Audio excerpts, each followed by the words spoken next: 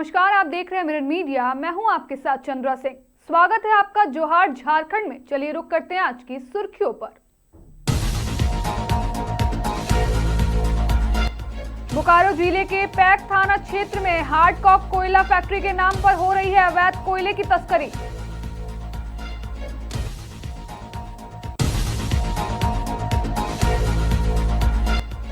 चास मुफस्सिल थाना क्षेत्र में संदिग्ध परिस्थिति में युवक की लाश बरामद। प्रेमिका पर साजिश करने का आरोप।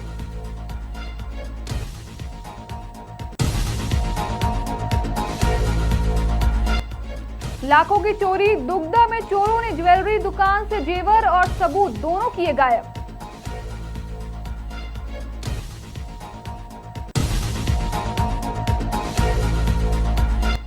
कांटे की टक्कर। कूच बिहार ट्रॉफी में केरल को हराकर झारखंड ने दर्ज की शानदार जीत।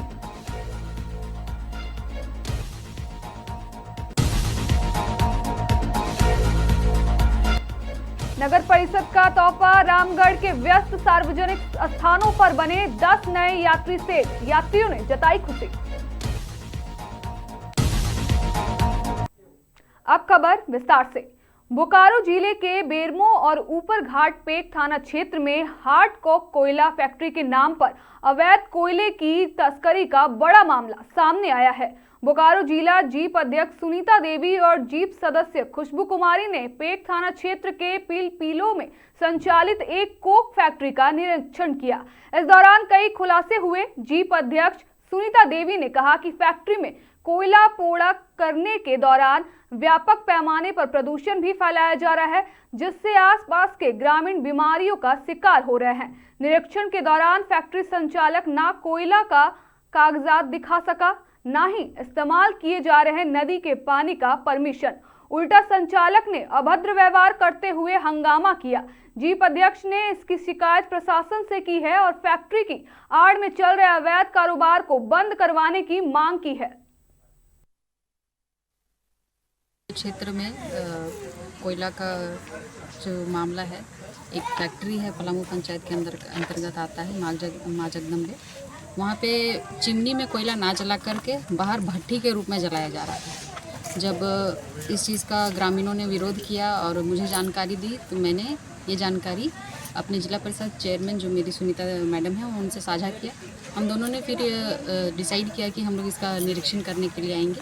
मैडम आज हमारे साथ आई। हम लोगों ने निरीक्षण किया। निरीक्षण में पाया कि चिमनी में कोयला ना जलाकर वो कोयला भट्टी के रूप में बाहर जलाया जा रहा है, कंपाउंड के अंदर ही लेकिन बाहर में, जिसका धुआं आसपास के इलाके में फैल रहा है। लोग प्रदूषित महसूस कर रहे हैं, असुरक्षित महसूस कर रहे हैं, अस्वस्थ महसूस कर रहे हैं। इसी चीज़ को लेकर के आज हम लोग वहाँ निरीक्षण करने गए थे। जब ये अनियमितता पाई तो हम लोगों ने इस चीज़ के खिलाफ वहाँ के जो संचालक थे, मैनेजर थे, उनसे हम लोगों ने बात की। लेकिन वहाँ के जो कुछ लोग थे उनके द्वारा अध्यक्ष मैडम के ऊपर और मेरे ऊपर बहुत गंभीर आरोप नहीं बोल सकते हैं, लेकिन अभद्रता से बात की गई।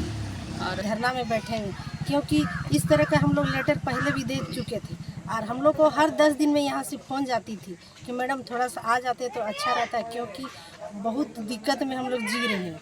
तो हम तो पूरे ज़िले घूम रहे हैं और वहाँ का जो कौन है हम तो उनको जानते नहीं हैं। हम बढ़िया से उसको पहचानेंगे तब बताएंगे।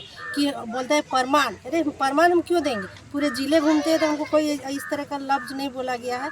और यहाँ के कौन है सो बोलते हैं कि वहाँ पर हम लोग को प्रमाण। माँ जगदम्बे कोल फैक्ट्री है, उसमें पूरी तरह से अवैध काम चल रहा है। रात के अंधेरे में 207 में मोटरसाइकिल में, साइकिल में, ट्रैक्टर में अगल बगल से अवैध खनन करके अवैध सीसीएल का कोयला ला करके इन किया जा रहा है।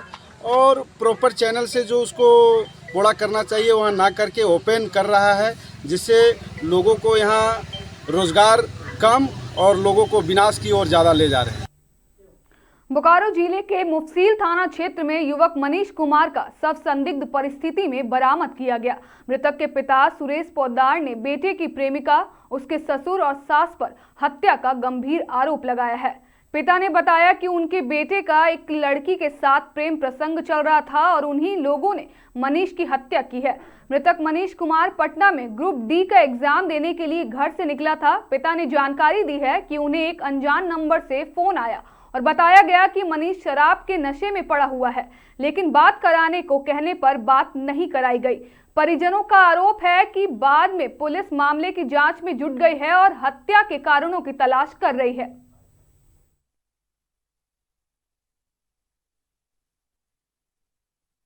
परसों 5:30 बजे में 4:30 बजे में निकला है घर से, समस्तीपुर गया है। समस्तीपुर से उसको पटना में एग्जाम था ग्रुप डी का। उसके बाद ये हमको कल 10 बजे में फ़ोन आया बोकारो से। एक लड़का फ़ोन किया कि उसको जेबी से मोबाइल निकाल कर मेरा नंबर है कर हमको नंबर दिया, फ़ोन किया कि आपका लड़का बोकारो में है दारू पीकर। मैं वो दारू आज तक दारू मुंह में सटाया है। उसके बाद उसको हम फ़ोन करते करते थक गए, फ़ोन नहीं उठाया। कहे हम जा रहे हैं तो बतिया देंगे, जा रहे हैं बतिया देंगे। इस जिसका जो उसको बोला या वो बात अभी हमको मालूम नहीं है। मर हाथ है उसी लड़की को और उसको सास माँ बाप को। ससुर का नाम है राजेंद्र साहनी, सास का नाम है उसका रीना देवी। बोकारो जिले के दुगदा थाना क्षेत्र के टी मोड़ के पास एक ज्वेलरी दुकान में सेंध मारी कर चोरी ने लाखों रुपए की ज्वेलरी चुरा लिया। खास बात यह रही कि चोरों ने चोरी की वारदात को अंजाम देने के बाद सीसीटीवी कैमरे के हार्ड डिस्क को भी चुरा ले गए ताकि कोई सुराग न मिल सके।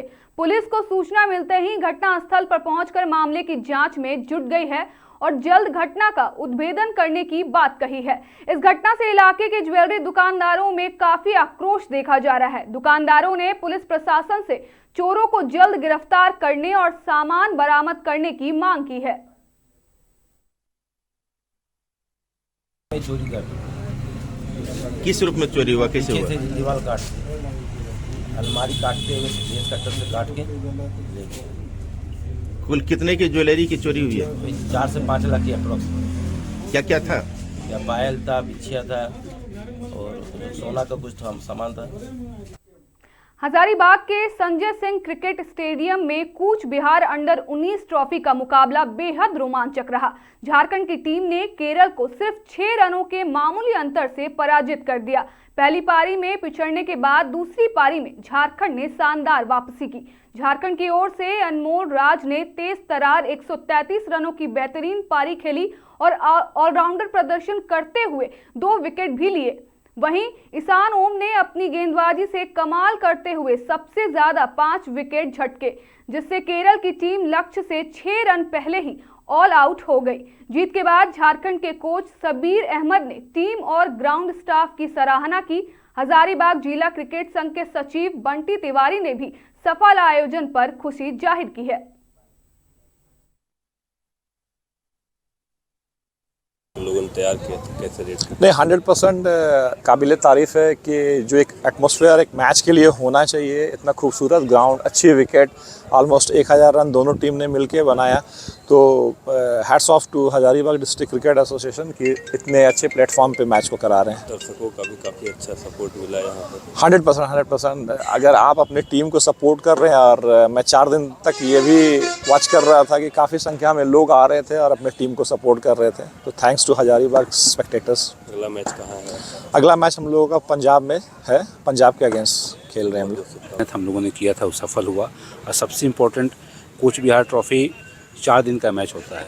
हम लोग अभी तक सिर्फ 1 डे 1 दिन का मैच ही हम लोग कराते थे, तो एक अंदर से भय था कि 4 दिन तक पिच हम लोग का सर्वाइव करेगा कि नहीं, टूटेगा तो नहीं। लेकिन बहुत अच्छे से ढंग से चारों दिन अच्छा विकेट खेला, रन भी दोनों तरफ से अच्छा बना और विकेट भी ढंग से, मतलब बहुत अच्छा, बहुत संतुष्टि हुआ इसे। एक क्लोज मैच देखने को मिला, झारखंड जीत गई, क्या कहेंगे? हाँ, सेकंड इनिंग में झारखंड बहुत अच्छा वापसी किया। फर्स्ट इनिंग में तो लीड ले चुका था केरल, लेकिन सेकंड इनिंग में बहुत सुंदर वापसी करके झारखंड मजबूत स्थिति बनाया और लास्ट में बहुत क्लोज मैच, बहुत अच्छे ढंग से। रामगढ़ की जनता के लिए एक अच्छी खबर है। नगर परिषद की एक पहल से अब यात्रियों को सार्वजनिक स्थलों पर चिलचिलाती धूप और बारिश से राहत मिलेगी। जिले में 65 लाख रुपए की लागत से कुल 10 स्थानों पर नए यात्री शेड बनाए गए हैं। इन नए यात्री शेडों के निर्माण के बाद से ही बस स्टॉप और अन्य व्यस्त सार्वजनिक स्थानों पर आने जाने वाले यात्रियों के चेहरों पर खुशी साफ देखी जा सकती है। कुछ यात्रियों ने बताया कि यह एक जनहितैषी कदम है और उन्हें वास्तव में काफी सुविधा हो रही है। लोगों का कहना है कि प्रतीक्षा के दौरान अब उन्हें आराम मिलता है। नगर परिषद की इस पहल से न केवल यात्रियों को सुविधा मिली है, बल्कि शहर के सार्वजनिक ढांचे में भी सुधार आया है। और नगर परिषद, नगर पालिका जो बोलिए, यहाँ की काफ़ी बड़ी उपलब्धि है। यहाँ पर दूर दराज के या ब्लॉक है, अनुमंडल है, बहुत से यात्रीगण भटकते रहते थे, बैठने की कोई सुविधा नहीं थी। महिलाएं, लड़कियां, कॉलेज कैंपस भी इधर है, यूनिवर्सिटी है, तो बहुत लोग खड़े रहते थे, दिक्कत होती थी। तो अभी हम देख रहे हैं कि जब से बन गया है यहाँ बैठने की सुविधा हो गई है, बगल में पानी की भी सुविधा है, ब्लॉक भी निर्माण हो रहा है, अगल बगल शौचालय भी बन गए हैं और ठंड में अभी यहाँ अलाव की भी व्यवस्था हो रही है। और नगर पालिका के इस बोर्ड में हमको कुछ दिखा, रामगढ़ की बहुत सारी धरोहर है, जो सबसे बड़ी है माँ छिन्नमस्तिका का ये जो है मंदिर, माँ कामाख्या के तर्ज पे 10 महाविद्या का मंदिर है। वहाँ खाली माँ छिन्नमस्तिका ही नहीं विराजमान है, सब है। और यहाँ बनाए बढ़िया है और सबको सुविधा होती है, खास करके महिलाएं जो इधर उधर खड़ी रहती थी उन लोगों को सुविधा ज़्यादा हो गया है। यहाँ से गाड़ी भी पकड़ लेते हैं। बस इतना ही है कि इस पर ध्यान दिया जाए, साफ सफाई पर, और अपना जैसा समझ के चले तो बढ़िया है, गंदगी ना फैलाए, थोड़ा सुंदर रहे, बस इतना ही कहना चाहिए। आगामी चुनावों को देखते हुए जामताड़ा के नाला प्रखंड में कांग्रेस पार्टी ने संगठन मजबूती पर ध्यान केंद्रित किया है। गुरुवार को नाला प्रखंड कांग्रेस कार्यालय में आयोजित विशेष बैठक में बूथ स्तर पर कार्यप्रणाली को प्रभावी बनाने और संगठन को सशक्त करने पर विस्तार से चर्चा हुई। कांग्रेस प्रखंड अध्यक्ष समर मांझी की अध्यक्षता में हुई इस बैठक में यह महत्वपूर्ण निर्णय लिया गया कि नाला प्रखंड के प्रत्येक बूथ पर एक सदस्य को बूथ लेवल एजेंट के रूप में नियुक्त किया जाएगा। ये एजेंट नियमित रूप से बूथ की गतिविधियों की रिपोर्ट जिला और प्रदेश स्तर पर भेजेंगे। इससे बूथ स्तर पर पार्टी का प्रभाव बढ़ेगा और समस्याओं का तत्काल समाधान किया जा सकेगा। इसके अलावा आगामी 14 दिसंबर को दिल्ली में होने वाले भारतीय कांग्रेस महासम्मेलन में नाला प्रखंड की ओर से 5 सदस्यों की टीम भेजने का निर्णय भी लिया गया है। निर्देशानुसार हर एक बूथ में एक बीएलए का गठन करना है।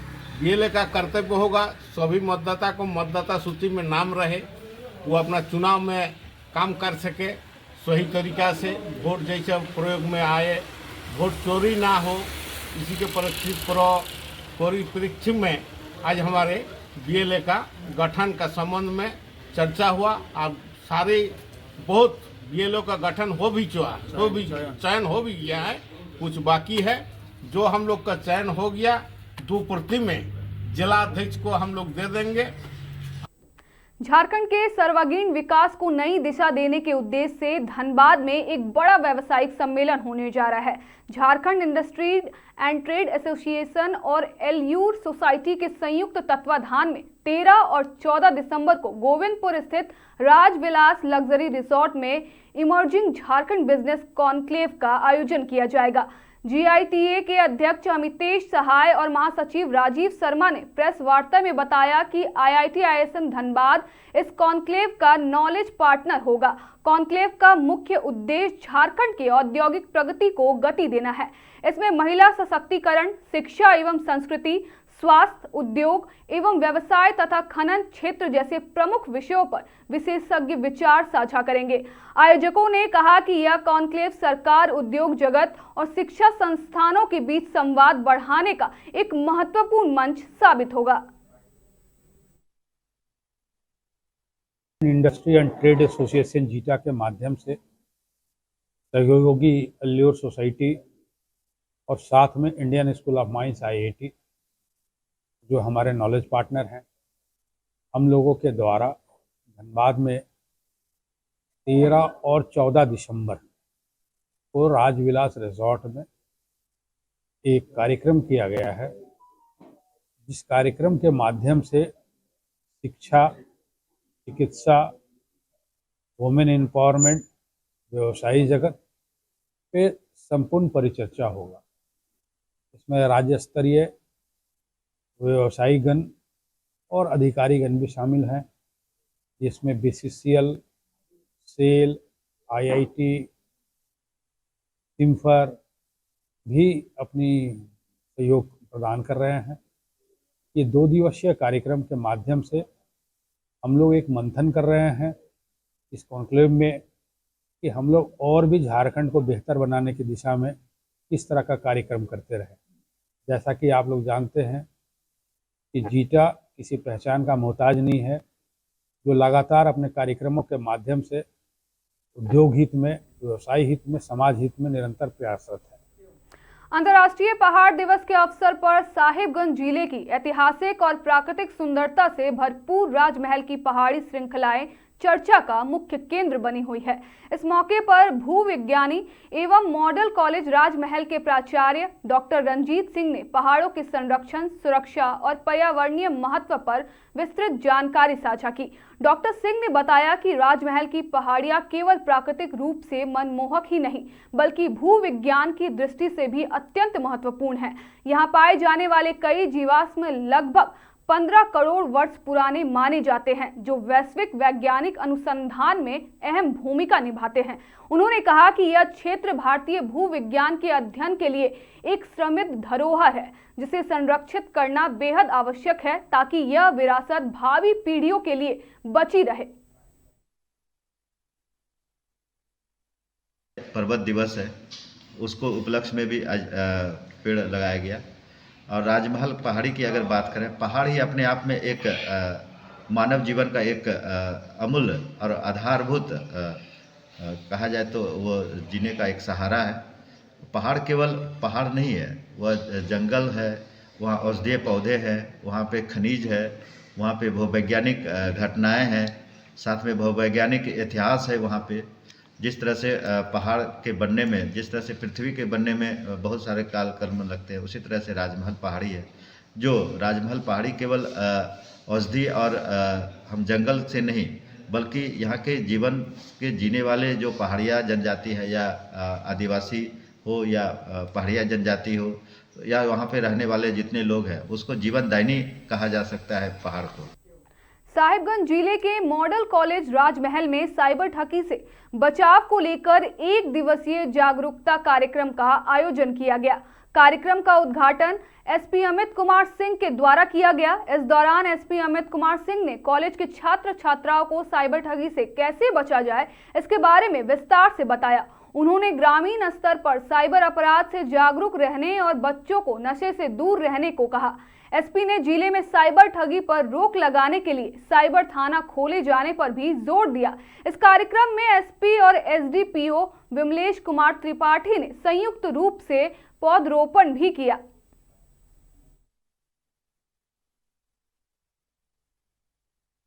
जैसा कि आप जानते हैं कि हम लोग साइबर क्राइम से बचने के लिए तथा नशे का जो कारोबार है और युवा फंसते जा रहे हैं उसके सेवन में, उस सब को बचने के लिए हम लोग लगातार जागरूकता अभियान चला रहे हैं। तो मेरे अन्य पदाधिकारी विभिन्न स्कूलों में जा रहे हैं। तो साहिबगंज में जैसा कि आप जानते हैं 2 महत्वपूर्ण कॉलेज है, उसमें मैंने खुद ही बीड़ा उठाया था जाने का। मैं पहले साहिबगंज कॉलेज में कार्यक्रम कर चुका हूँ, अभी मैं यहाँ आया था बच्चों से बात करने, उनको जागरूक करने के लिए। अच्छा कार्यक्रम रहा, बच्चों से मिलकर बहुत अच्छा लगा हम लोगों को और हम लोग उस पर आगे कार्रवाई करेंगे, इसी में हम लोग हैं। ताकि हम लोग जानते हैं कि मॉडल कॉलेज राजमहल शैक्षणिक गतिविधियों के साथ साथ एक्स्ट्रा एक्टिविटीज़, एक्स्ट्रा करिकुलम जो एनईपी नेशनल एजुकेशन पॉलिसी 2020 में एक दिया गया है, उसके तहत आज जैसा कि हम लोग जानते हैं कि डिसिप्लिन, अनुशासन, साथ में साइबर क्राइम सुरक्षा और सकारात्मक आचरण जो बच्चों में होना चाहिए कि एक पॉजिटिव एटीट्यूड होना चाहिए, उसको लेकर एक वर्कशॉप रखा गया था, कार्यशाला था, जिसमें हमारे ज़िले के कप्तान श्री अमित कुमार सिंह जी आईपीएस उपस्थित हुए, साथ में डीएसपी साहब थे, थाना प्रभारी थे और सबका एक ही मकसद था कि हमारे बच्चे किस तरह से सिक्योर रहे। आज युवा पीढ़ी जिस तरह से नशे का लत हो या मोबाइल हो, इस तरह की चीज़ों से वो जुड़ रहे हैं और जो पुस्तक है या पढ़ाई है उससे कहीं न कहीं। फिलहाल के लिए इतना ही। बाकी तमाम खबरों के लिए देखते रहें मिरर मीडिया।